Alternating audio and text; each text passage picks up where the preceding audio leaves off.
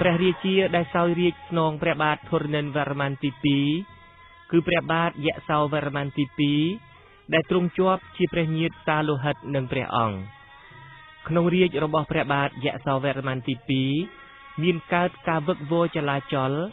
ដោយសិលាចារឹកនិងរូបចម្លាក់ប្រាសាទបន្ទាយឆ្មាបានឲ្យដឹងថាព្រះបាទយសោវរ្ម័នទី2ត្រូវសត្រូវឈ្មោះរាហូវាយលុកទាំងសិលាចារឹកទាំងរូបចម្លាក់និយាយពីព្រឹត្តិការណ៍ដែលកើតមានឡើងដោយរាហូនេះនាំឲ្យមានចម្ងល់ថាតើរាហូនេះជាអ្វីជាអ្នកណាតើពេលនោះអាចមានគំនិតក្បត់ណាមួយកើតឡើងក្នុងព្រះរាជវាំងឬទេឬក៏មានការបះបោររបស់មហាជនឬក៏ការបះបោររបស់ពួកចាមចង់សងសឹកព្រោះខ្លួនបានទទួលបរាជ័យយ៉ាងដំណំនៅក្នុងរាជស្ដេចមុននោះទៅទីបញ្ចប់នៃព្រឹត្តិការណ៍នេះគេបានដឹងច្បាស់ថាព្រះបាទយសោវរ្ម័នទី2ទ្រង់បានសង្គ្រោះឲ្យរួចផុតពីគ្រោះថ្នាក់ដោយអ្នកការពារព្រះអង្គយ៉ាងអង់អាចក្លាហានឈ្មោះស្រិន្ទ្រកុមារា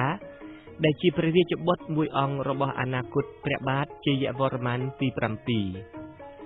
អ្វីត្បិតតែព្រះអង្គបានគេចផុតពីគ្រោះថ្នាក់នៃការបះបោររបស់រាហូនៅពេលនោះមែនប៉ុន្តែនៅចុងបញ្ចប់នៃរាជរបស់ព្រះអង្គព្រះបាទយសោវរ្ម័នទី2ត្រូវបានមន្ត្រីជាន់ខ្ពស់របស់ព្រះអង្គម្នាក់ក្បត់ដណ្ដើមរាជហើយធ្វើគុតព្រះអង្គបាននៅឆ្នាំ1165នៃគ្រិស្តសករាជ